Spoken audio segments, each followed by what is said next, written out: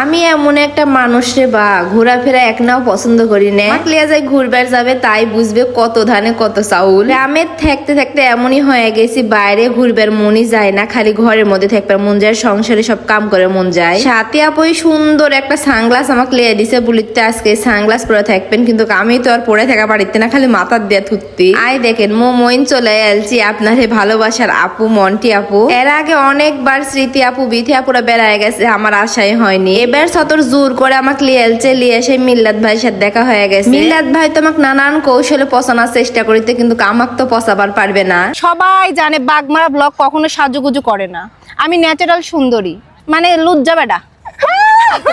আসসালামু আলাইকুম। আজকে বাগমারা ভার্সেস বগুড়ার ভাষা চ্যালেঞ্জ হবে, দেখা যাক কে টিকে থাকতে পারে বেশিক্ষণ।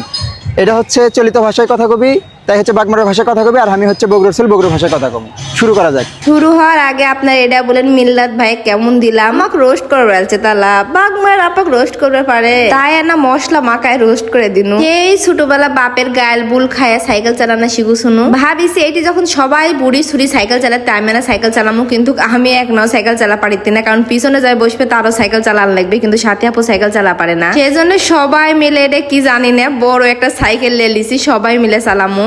এই পথ যদি না শেষ হয় তবে কেমন হতো তুমি বলো তো। না তুমি বলো।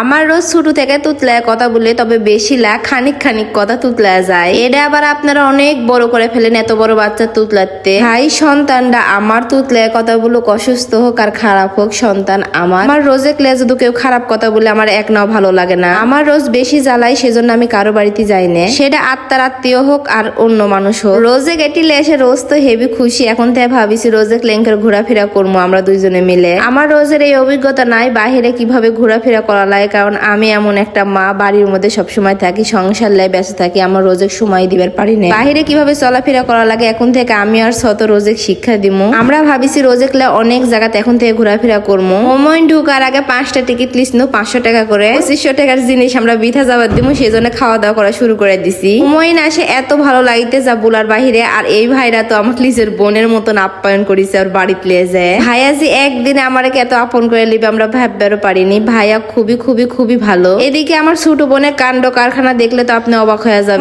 খিলানোর জন্য সে কখন থেকে দাঁড়া আছে, একগাল খিলাই দিবে, তাই শেষ পর্যন্ত খিলাবার পারলো, এখন ওই শান্তি। খাওয়া দাওয়া শেষ করেছি, রোজ আবারও বায়না ধরেছে সাইকেলে তুটবে। আমরা তো তখন সাইকেলে তুটতে পারিনি, রোজের আব্বু বলিতে এখন তোমার আমি সাইকেলে করে ঘুরামো। অনেকেই বলেন রোজ কার মতন হচ্ছে, রোজ ওর খালার লাগানো হচ্ছে, কি আর বলবো, বলার আর ভাষা নাই। আজকের ভিডিওটা এই পর্যন্তই, সবাই ভালো থাকবেন, সুস্থ থাকবেন, বাই বাই মোমইন।